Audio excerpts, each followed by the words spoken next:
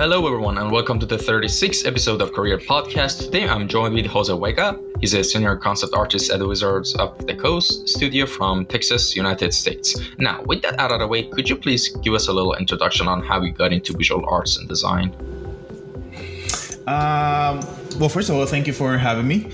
And I started my journey my first introduction to art was pretty, quote unquote late. It was like on my senior year. Like I didn't draw when I was a kid or anything like that. I was introduced to like anime and stuff on my senior year in high school. And then I went to a college, and that was in Puerto Rico. And I went to a college or institute in Florida for animation, which I got a bachelor's degree in animation, which I've never used, but that's another topic. But after that, I didn't do art for, I graduated from that institute. I work as a 3D visualization architectural artist for like 3-4 years in the same state in Florida for a little while. And after that, I didn't do any art for like many years just because of life stuff. Mm-hmm. And when I moved back to Puerto Rico, I started, just studying concept art and, taking online courses and that sort of thing. And I started my freelance journey at the end of 2012. So it's been about 8 years so far. 9 years. I think. Well, yeah. All right. And so, the first 5 years, first five were freelance. I was doing freelance from Puerto Rico, where I was living. Mm-hmm. And then after that, I got the opportunity to work for the Castlevania series, which is here in Austin. And I moved to Texas. I worked there for a little bit over 3 years, but now I'm working for Wizards of the Coast. Mm-hmm. Great. And just wondering, how is the art scene in Puerto Rico? Like, does it have a huge supportive community of it, or how does it? Not really. To be honest, most of the stuff that you will see there is like comic related. There's a lot of like little comic conventions and a bunch of small comic artists, and the industry there isn't really developed. Especially like for the entertainment industry, like gaming and movies and that sort of thing. So my only option was just to get clients outside of Puerto Rico. Like I never got a client from Puerto Rico. It was just mostly freelance work. And so, which is what was one of the main reasons why I wanted to just, leave Puerto Rico and come to the States or somewhere else to, develop my skills and that sort of thing. Mm-hmm. All right. And, were you originally, of course, you mentioned a bit about your past on how you got into art and visual design, but were you originally studying art and design? Like that was the original plan, or you were pursuing something else, like before you went in to get that bachelor's in animation? No, to be honest, that the whole journey at the beginning was just it wasn't like, I wasn't really like passionate about art, or I didn't know anything about art. I was just me being a teenager that liked anime and knew how to draw Goku from like a profile, shot. It wasn't anything more than that. I think it was like maybe 2 years into that institute where I got a class with I will never forget him. His name is Jimmy Radford, and it was like a character design class, and he was like, or he's still, I don't know if he's still alive, but he's like a really good, traditional painter, and he would show us his like paintings during that class, and I was like so amazed by like his ability to do those paintings that I was like, it was like a mystery to me, like how he would do that, and that was like the first time that I was like fell in love with like art in general. I had to decide to be like, I would love to know as much as that guy, type of thing. But that sort of, tumble over and like, I did all the things, like I did 3D and, but I was always like into games, and I would always like collect like concept art books because I just like the art and I would like collect it. But I just never pursued it during that time. It was only like afterwards that I went back to Puerto Rico and I sort of like restarted my whole life and just decided to go with that. Interesting. So it was basically was mostly due to your work ethic that you could, pull it off in a sense. Like, of course, there was passion involved, but what I'm trying to say is because a lot of times that I have guests on the podcast, you hear them when I ask this question, they say, "Oh, well, since I was a child, I used to always draw, and I love drawing." That's a kind of like cliche story, but I mean, there comes a certain type of people, not just in drawing, like in any skill, that they fell in love with it at some point. They found that amazing, that itch in their soul that want to learn that it was the work ethic that got them so fast to that point, because there should be a lot of like work experience behind it, of course, but if you're passionate and have like the hard drive and just work ethic for you can get there even faster. So I mean that's like it's non-cliche kind of a story, and I like that, to be honest. Well, in my like after I graduated and after I worked those 4 years in the 3D visualization industry in Florida, like after that, like I really like it was like one of those dark, everybody has dark times in their life, right? There's some years or some months that they're just like really dark in like their situations and stuff, and like after those years, like it was when the economic crash happened in the United States, and like a lot of people lost their jobs and the economy went down and all that. So I lost my job there, and like like the years after that, it was like my dark times. Like I was homeless for a little bit, like I wasn't living in my car, and I was working in hospice for like $500 a month, and trying a bunch of different things to just live. And it wasn't until I moved back to Puerto Rico where I just got tired of it. Like I had nothing except my family, which was living there at the time, and I was like, might as well start something that I wanted to do, since I'm starting from scratch anyways. I didn't have anything. So, and I was always like, I always have this, like, I'm a very like competitive, stubborn person. So everything that I do, like I want to do it right. And like, I'm just obsessed by it. So I think that sort of like funnel into the art thing and, just made it. And how old were you when you got back to Puerto Rico and you wanted to start from scratch? It was in my late 20s. So I graduated college when I was 25, or the institute when I was 25. I'm sorry, when I was 21. I worked for like 4 years.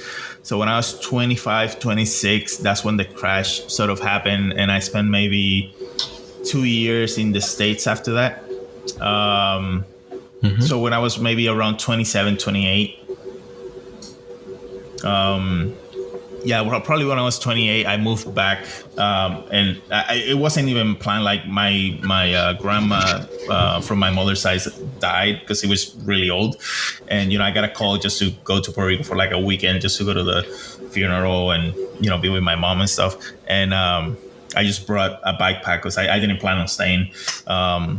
But then, my father talked to me and they say if I wanted to stay in Puerto Rico and all that. So I decided to stay and started working on like other jobs. Like I was working at gyms and, selling products at the gym, and, I was managing a gym, and that's when I started to like practice my art on my free time. And, little by little, I started just getting better. I actually wanted to, mention that specifically because I want the people who hear this podcast, because it's a really common thing among young people that they, for example, they go to college and they graduated at 22, or even not go to college, they're 22 and they see all their peers graduating college and they think they're so behind. And like, I want to break yeah, I know, of course you're laughing right now because you're seeing I know. Yeah. But it's literally, yeah, sorry, go on. No, go ahead.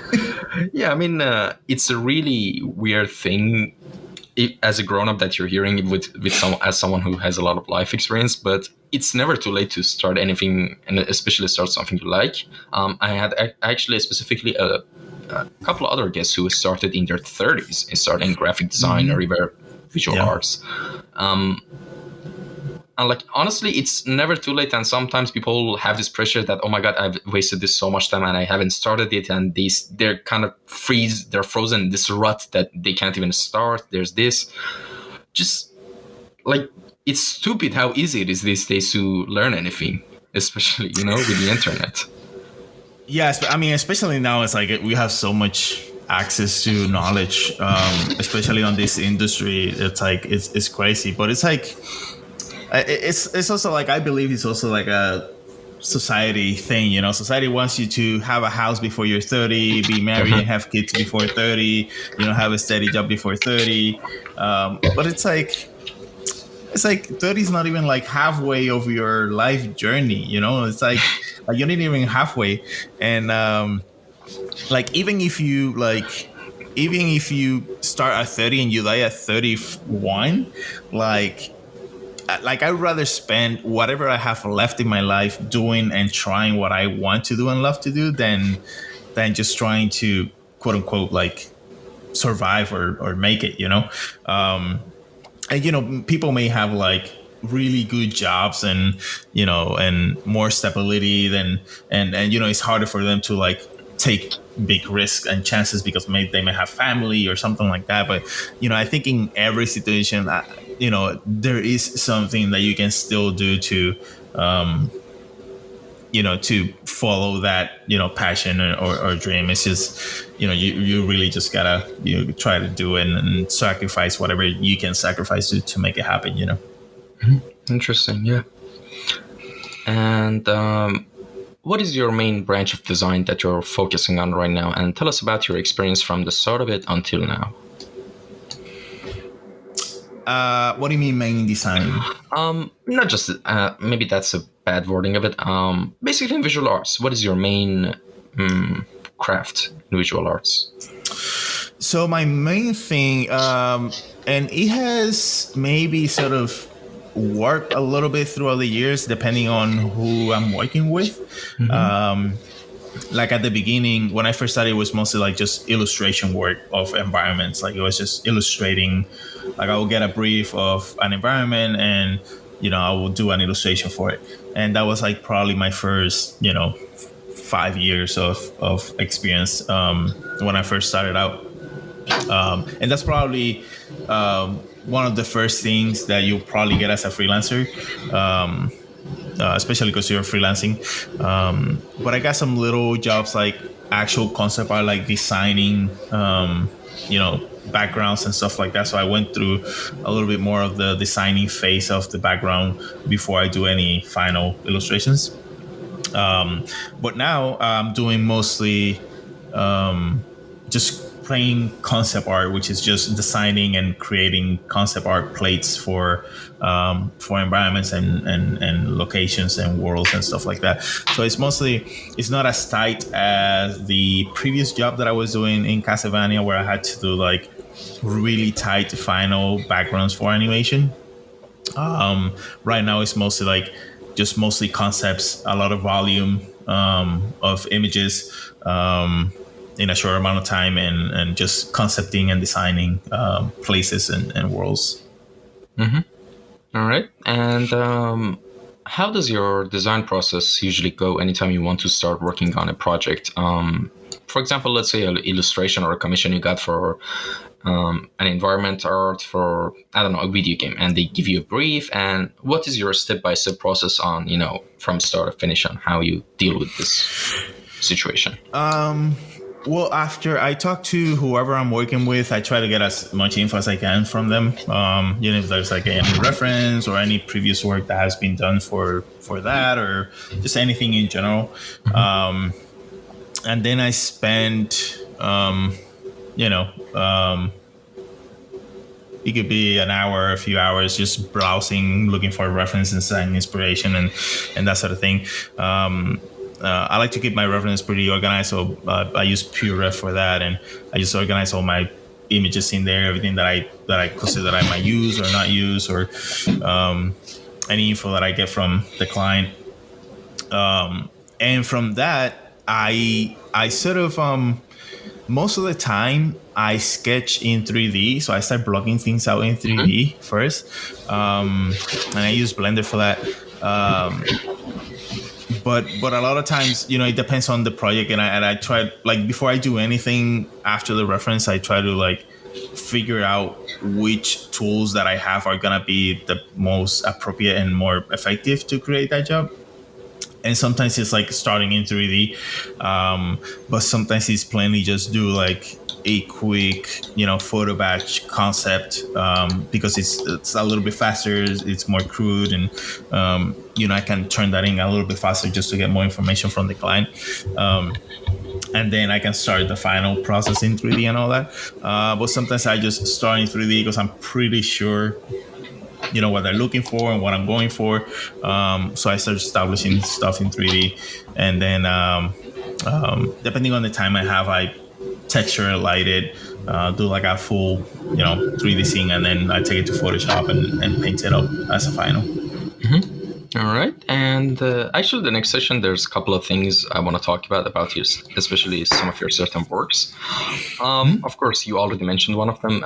You're working on some artworks, cover arts for Castlevania Netflix series, and could you explain how you got the opportunity to work on that, how it came by, and basically how was the process? What's the pipeline there? So that job, it's another crazy story. So I was living in Puerto Rico, of course, during that time, and like before I got that job, I was already, like, I think after 3 years of freelancing, I started to be a full-time artist. Like, I was living off my art as a freelancer. And during that time, I would try to, like, every year I would try to travel from Puerto Rico to like a convention or a workshop or something, just so I could do any type of social thing with like the community and stuff, and do some networking and stuff. And the year before, I went to CTN, which is in Burbank, California. It's one of the biggest animation conventions in the States. And I do portfolio reviews and workshops and all that. And I go there strictly for networking. And I did a portfolio review with them, with Powerhouse. And when I turned in my work, I think I was talking to Sam, which is the director for Castlevania, and he said, "Oh yeah, we have seen your work. I think you applied to our company, recently." And I was like, in my head, really? Did I? Like I applied to so many places that I forget, And he said, "Oh yeah, we were thinking about contacting you and seeing what we can do and all that." And I'm like, "All right, great." So I was in November, and then I sent an email back when I got back, and just to remind them and to meet up and all that. And then I think it was in February, so like 3 months later, they contacted me for a job position, but it was in the California location. And after all the process, like, it just didn't work out because the whole part of the money part wasn't what I expected, especially in California. And I decided not to take the job. And many months passed, and I think like after 6-8 months later, which was like almost like, I think it was like around August, they contacted me again for the Austin, Texas location, and the money was good, and everything worked fine. But I had no idea what Texas was. Like, I've never been to Texas, and especially Austin. Like, I had a whole different image in my head about what Texas was. So me and my wife took a little trip to Austin, to here, just to check it out, like a quick weekend thing. And we went around, we saw the studio, and we saw the city, and we really liked it. And so when we got back to Puerto Rico, that's when the two hurricanes Irma and Maria happened, like right after we landed in Puerto Rico, which destroyed the whole city, the whole island. And we couldn't leave the island, and we had like months of no water, no electricity. And then during that time, I thought I was gonna lose the opportunity because I couldn't get to Austin. I didn't have any internet or anything like that, and so I got a call from a very old friend that I knew from like when I was in my college years in Florida, and he had his boss was gonna bring water to the island on a little plane, and he told me that he could take 4 people out of the island, and he told me that he had 2 seats, and that if I wanted them, I could take them. And I was like, yeah, because I got this job offer, and I really need to be there, and I'm willing to take the risk. And so I talked to my wife, and he's like, well, you got to be ready by tomorrow. And that was like a late night call, and he was like, oh, you got to be ready by tomorrow noon. You can only bring a backpack, and you'll fly, and I'll meet you at the airport in Florida. And I'm like, okay. So me and my wife, talk about it. We decided to take it, and we packed a little backpack each one, and we took like this little plane of 4 people, and we took it to the Bahamas because they needed to refill fuel, and then we landed in Florida, and then from Florida we flew to Texas, and so that's how it started. Wow, that's crazy. It's just interesting how everything, like, I'm not really a religious person or anything like that, but I had these experiences like this in my life, that when something is going to happen, it will happen. The way finds its, the way it will present itself to you. It doesn't make sense, man. Like, I've thought about it, and like I was growing up as a Christian, and like I thought about it, and I'm like I can't explain it, and I'm not gonna say, oh, this was this or that, but like I just can't explain it. It's just the way it went, and it's I can't even try to explain it. Yeah. All right. And actually, one thing I need to mention, I mean, for the viewers that are watching or listening on the audio version, the main way I found Mr. Vega was through his YouTube channel. So, and I highly recommend everyone to check it out if you're interested in digital art or anything, concept art, 3D modeling, all that. And actually, I wanted to ask you about your YouTube channel. When did you create it? How was the journey from the start until now? And what are your takeaways from your experience as being a YouTuber until now? So I think ever since I was like, if I go back to my like really young years, like I always had a little like special place in my heart for like teaching. And like I remember when I was in 7th grade, I think it was like 7th grade or 8th grade, like I would help, like I love math, and I will help in the class my math teacher because I just love math, and like I would do like little classes in the room and all that. And when I was doing martial arts, like I would teach martial arts to like kids and women and all that. So all through my year, like I always had that sort of passion to like teach. And when I was in Puerto Rico, I was already a full-time artist, but there's this university there that teaches like concept art and a lot of the the entertainment industry type of classes, graphic design and website building and all that. And I was giving there I would teach there a concept art class and anatomy class and all that. And every single time, like there's always the same questions or generally the same questions all the time. And so my initial reason to do the YouTube was to create little YouTube clips of answering those general questions, like just normal, regular things that you can just find anywhere. And like if people would ask me, I would be like, oh yeah, you can watch, episode 10 of my YouTube channel, and then you get your answer type of thing. So I don't have to repeat the same thing over and over.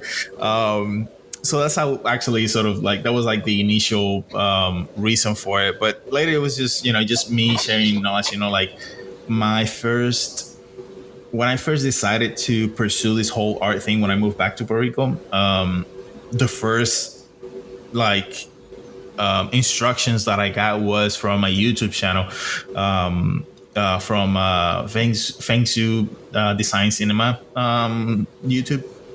And like I watched those videos like over and over and over for like months and months and months as I'm practicing. So like it's also sort of a thing to just give back to to the community and just sharing knowledge, to be honest. And I mean I like it. I try to do it as much as I can, but it is a lot of work. But I try to continue doing it. Awesome. And as I already mentioned in the introduction, you also said you work at Wizards of the Coast. And yes, you're a concept artist at Wizards of the Coast. And could you tell us about that? The same thing, how the opportunity came by, and how's your experience of it until now?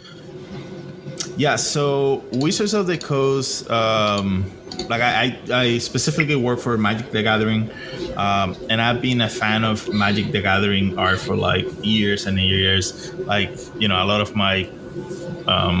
the people that I look up to in the art industry like have worked for Magic or continue to work for Magic. So for years I always try to do some work for them. Especially as a freelancer for the cards and stuff, but it just never happened. And one day I think what happened, and everything happened like so fast last year. Like I think I saw a post in Facebook. I think it was somebody shared it, and I just went in, and it was like so casual. Like I was just browsing on the Facebook, and I saw the post. And I was like, oh, let's what's this? And I saw the post, and I just applied for it. But I really didn't expect anything. Like I just did it just because I wasn't really looking for a job, because I was actually pretty good where I was, and I just did it just because it was Wizards of the Coast, and if something happened, then maybe we could talk about it. But I just not randomly, but just casually applied for it. And like the week after, they contacted me and wanted to interview me like right away. And I was like, oh, wait a second. Like this is actually like happening. Like I didn't plan for this. And everything happened so fast. And like within the 2 weeks, I think it was like, they offered me the job and stuff. And I was like, oh man, like I didn't expect this at all. But it gave me time to think about it and where I was, as an artist, and where I want to be. And like Wizards has always been, a goal of mine. And I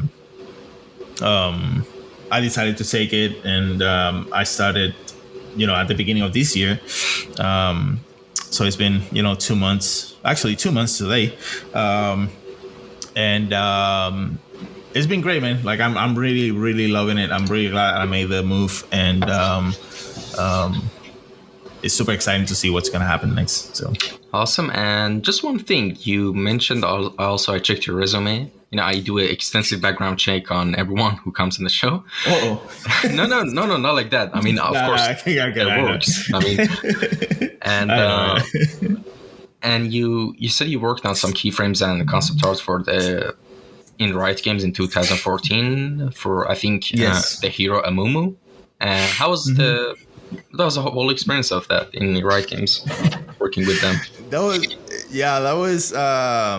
was great. I was actually, let's see if I remember right. I think I was already. No, I was still sort of like a part-time-ish artist thing, and during that time, like when that happened, I actually never played League of Legends. Like I didn't know about the game, but back then I had some really good friends that were playing like constantly. So when that happened, I talked to them, and that's how I actually, like, I still play it today. That's how I actually started playing the game, and the first character that I play ever was a Mumu. Mm-hmm. And so and the craze, I mean, like I tell you, man, like people before I tell you, so like I think people like hesitate to do like certain things to like network and talk to people and like just in general. Mm-hmm. And like you just never know how you're gonna get a job like ever. You just don't know. Like the craziest story and thing could happen that you just get a job. And like and the way I got this one was like, I think it was like 2 years before that happened. I went to Imagination Studios in-house workshop in Canada. And I don't know if you know about it, but they pick 4 artists that apply to this workshop, and they take them to Canada to live with them inside their studio.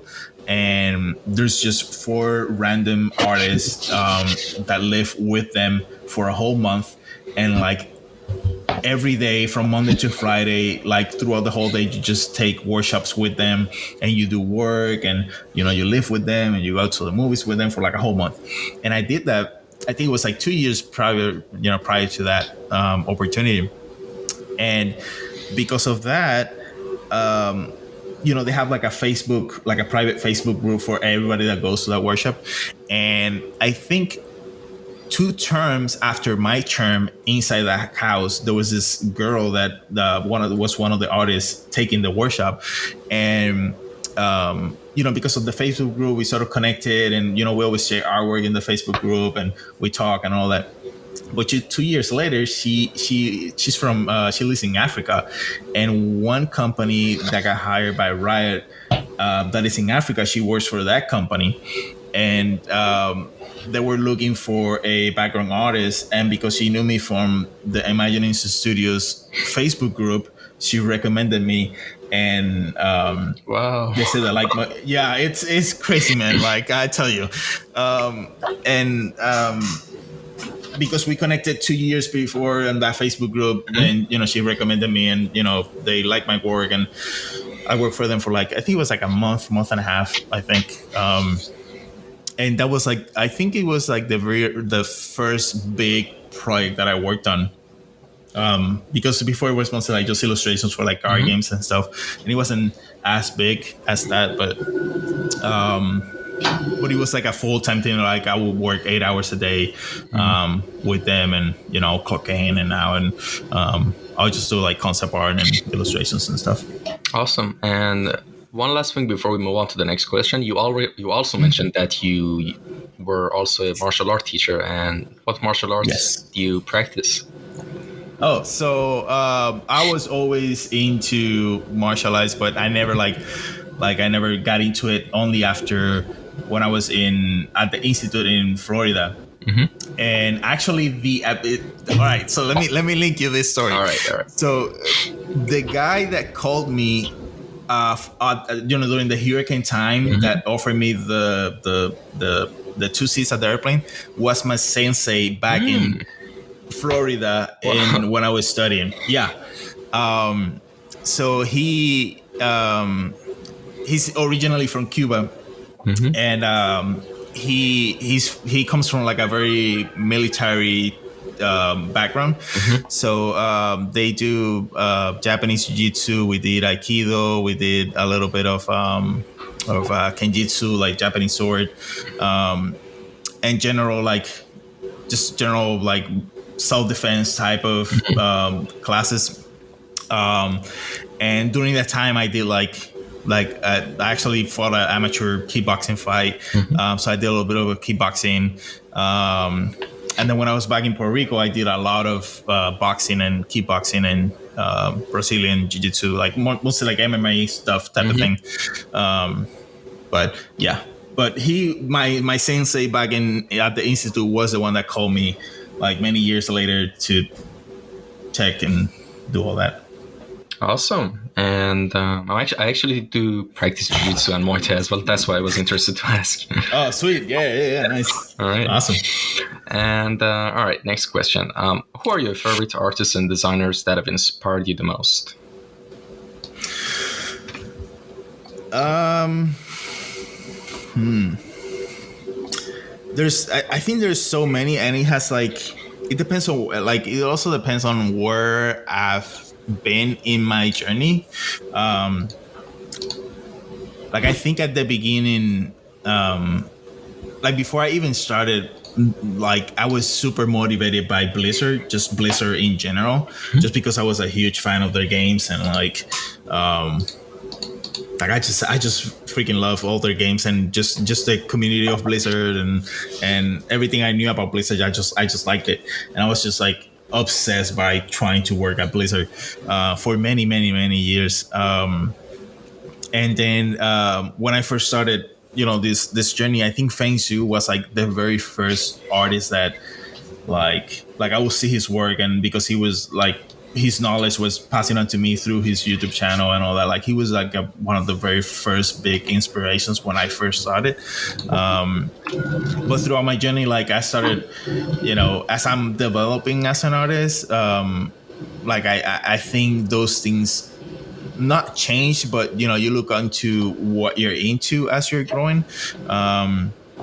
So like Message, Kushiara was a big inspiration. Dylan Cole, and they're like very like realistic type of in the movie industry type of thing. But like Carla Ortiz, it's like a huge freaking inspiration. Not only because she's Puerto Rican, but like she's just great. And like most people say, for example, like when I bet every time you ask this question, most people say most renowned artists that that are pretty popular. But like for example, like when I was working in Powerhouse, I like I met a lot of artists that just really inspired, but a lot of people don't know, like they're not the normal popular artists, like for example, like Katie Silva is like, I mean, she's pretty popular in Twitter, but she's like one of my favorite artists like ever. She's just like super crazy good, and she's a great person. Like I really love working with her. So like it's a combination of like their work and also who they are as well. Like I've actually met popular quote unquote artists that do great work quote unquote, but they're like I just don't like them. And I just don't really like care or look up to them just because of who they are quote unquote, and their artwork. So like to me, like goes hand in hand type of thing. So like I recently on a project, I recently worked with Robbie Trevino, and I never met him, but I knew his work, but I never met him in person. But through working with him and stuff, like I just love that guy, and like he's a huge freaking inspiration now to me and all that. So it sort of like goes and goes depending on where I'm at in my life and my journey. Interesting. And what is the main subject of your artworks, and what made them interesting to you? I mean, yes, of course, on your page and art station, there's a lot of like works that you do for basically commissions or studios or stuff, but your personal works, I mean, that's what I mean by that, like that you, yeah. It also has changed because like I mean, generally has been mostly just fantasy, like just fantasy stuff. It's just like I just love fantasy. I don't know if it's because of my Warcraft days and everything that I play was was mostly that. But like for example, like I have had times where anime-ish like artwork just really like gets to me.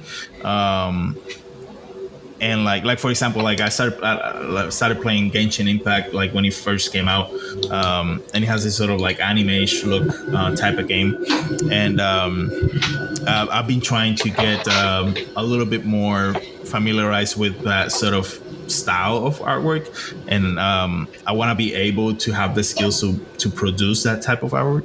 And a little bit more stylized. Like I play Ori the games, and I freaking like. I just love those games. Like I was just super inspired by those games that I wanted to like be able to have the skill to create artwork that looks like it belongs to that game. so it really depends on like I'm trying to get as much skills in terms of like design as possible, but mainly has been just mostly just fantasy type of artwork. All right, and actually about Genshin Impact, I also started it in the beginning, but the thing Nice, was nice. beautiful music soundtrack, beautiful artwork, but Yes. the main critique I have of this game is, I think you also experienced this. It turns your brain into mush because it's the same thing over and over again after level 15, all right, you want this thing, go kill some, I don't know, water blobs, or go kill some electrifying blobs. It's the same thing, just the numbers change, and it lacks variety. I mean, of course, a lot of people just play for the fan service or the characters, I don't know, all that stuff, but as a game, I mean, the first 2-3 hours might be fun, but it goes downhill, Yeah, I'm the type of player, like I don't know how you play, but like I'm the type of player that picks up like every single thing and needs to have every single achievement and needs to have every single chest and all that. So like I think it took me a while, like right now, like I started playing when it first came out, and now is when I'm starting to feeling that drag of like, I don't want to spend an hour, just doing anything because there's no new content type of thing. Like Yeah. there's events and stuff, but like I'll still do like the dailies and the weeklies, but like after that I'm like, all right, let's just do something else. Like I'll play something else or just work on something else. Yeah.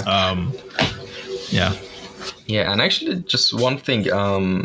You said the stories of people, how sometimes they get opportunities to work on projects. They're crazy, and of course, we already heard your stories, which were fascinating. But actually, just I want to mention one as well.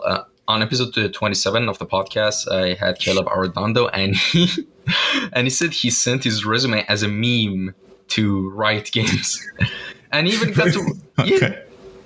And he got accepted, and he worked as an intern for like a couple of months there, and he worked on some characters in Valorant and stuff. Yeah, I mean, Nice. you just shoot your shot. You don't know what will happen, Dude, it is crazy, man. Like I was talking to like one of my favorite stories is like from Carla Ortiz and how she got into Magic the Gathering, and like she told me this story. I was like, man, and she was pretty much like she has tried like sharing her portfolio with like all the ADs and all that in Magic the Gathering, but like one day she was like at a after convention type of party thing, and she said like she was a little bit tipsy, and she was at the bar, and like she met with a friend that was with one of the ADs on Magic, and she says she was drunk, but her friend was like, "Oh, Carla being always wanting to work for Magic the Gathering," and the guy was like, "Oh yeah, let me see your portfolio." And she was like drunk, gave her like phone to show her artwork, and he was like, "Oh yeah, we'll call you," and that's how she got into Magic. And I'm like you just never know, man. Like you just do your life and talk to people and meet as many people as you can, not because of interest but just because of just life. You just meet people. True. And all right, next question. What technologies and softwares do you mostly use for your works? I'm sorry, say that again. What technologies and softwares do you mostly use for your works? By technologies, I mean with the hardware.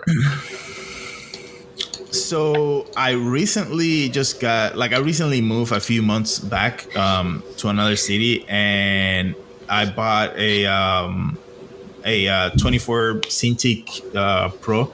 But before that, ever since I started until that point, I was using a Cintiq Intuos tablet, like the normal 6x8 tablet. So I never got a Cintiq. Like this is the first time that I got a Cintiq now, a couple months ago.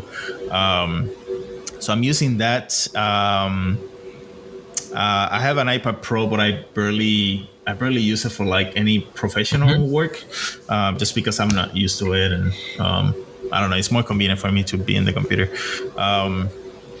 And Photoshop and Blender is really what I use the most, to be honest. I use 3D Code if I want to do any sculpting. Um, and yeah, that's for producing art. But I use Premiere and OBS to do any videos. Like I'm now recording like video drones as a hobby, just to get the environments and stuff like that. So I edit the videos in Premiere, and I record my YouTube videos on OBS. All right. And any advice and tips for a good portfolio and resume for artists?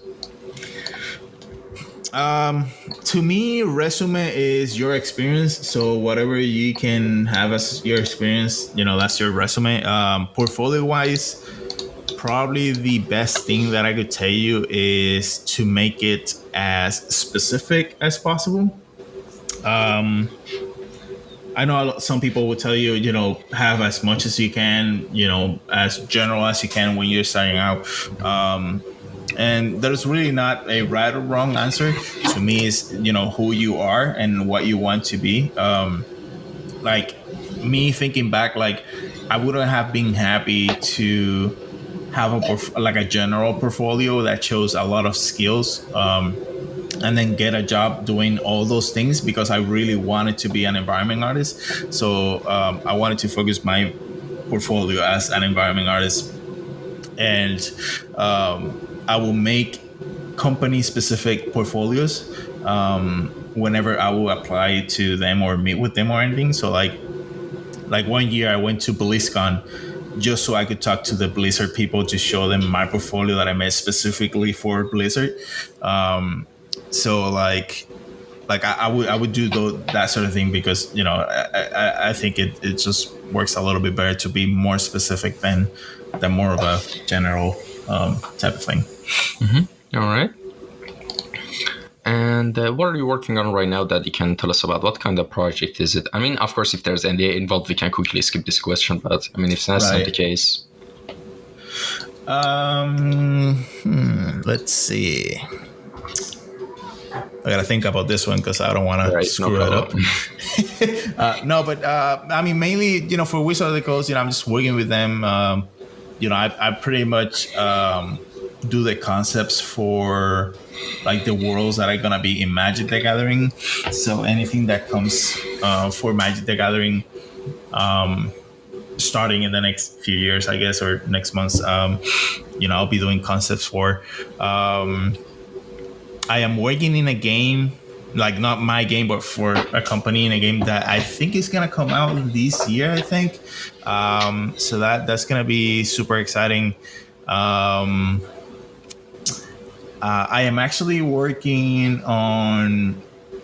Well, I'm teaching at Brainstorm, so I'm teaching a Blender basics class at Brainstorm, but I'm also doing a super it's probably gonna be my most extensive sort of tutorial class thing for a company, and I think that's gonna release in the next few months. Like I'm still not done, but it's gonna be released in the next few months, and that's probably gonna be like the most extensive tutorial I've ever done. It's like over 12 hours, I think, of like constant. It's not like 12 hours. It's just using the screen. Like it's actually me talking for like 12 hours, which is like crazy.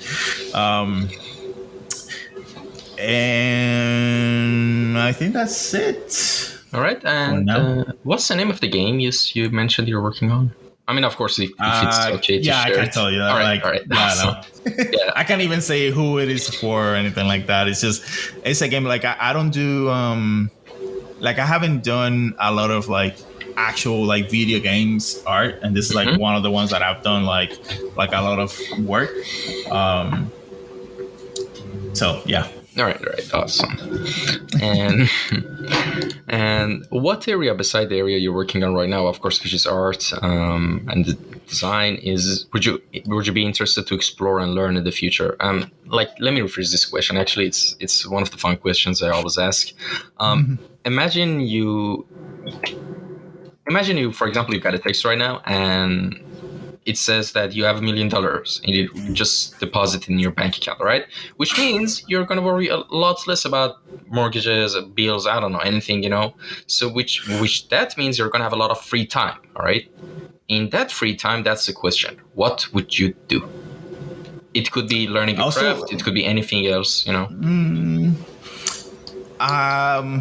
so I've asked myself these questions, many times, and I still think some things will change instead of work. Like I'll probably work a little less, just a little less. Mm-hmm.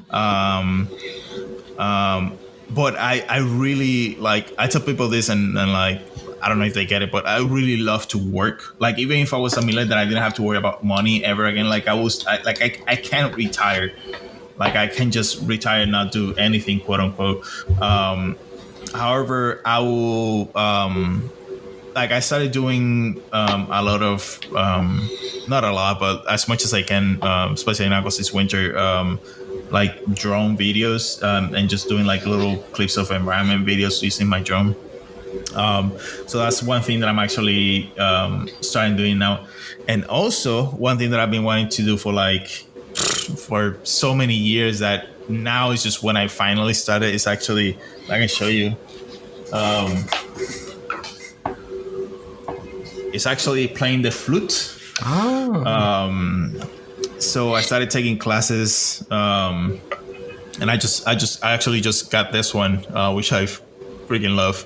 I love the sound of it and just how it feels. But I started taking classes in February, just to learn it. And Awesome. yeah, and I would still do art. Maybe I'll probably do more personal. Like I will probably work more on my my store, my personal Brand. artwork, just so I can my personal brand, like making more videos and doing more 3D assets and tutorials and that sort of thing. Mm-hmm. Awesome. And well, with everything that's been said and done, to conclude all we discussed, give us a roadmap for someone who is zero in visual arts and wants to get to the place you are in terms of skill set, like every step for someone who's zero in visual arts. What kind of roadmap would that be like, in your opinion? Like starting from zero? Yep. So I think if I were to start all over, like I will probably today is the best day to start.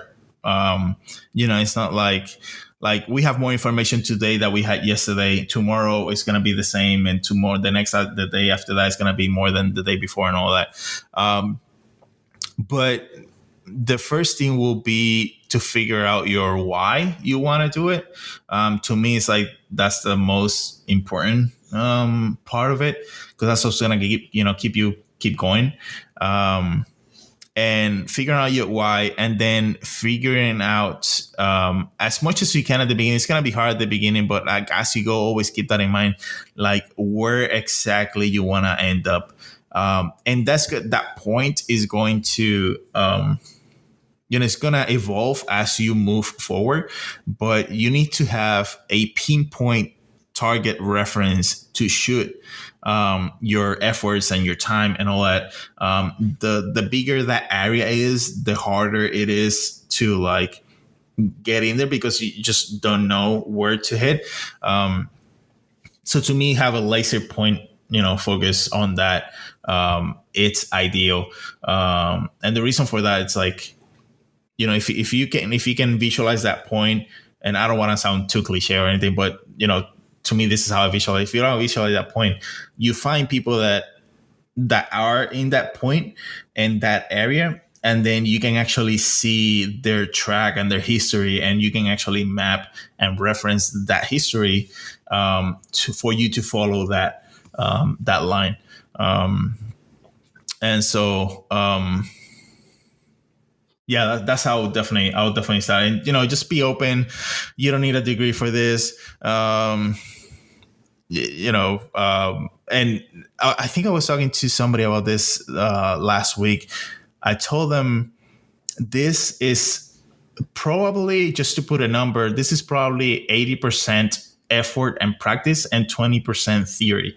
So like I think a lot of people get wind up with like, oh, I want to take this many courses, I want to read this many books, I want to meet this many people and all that, but they forget to actually do things, you know?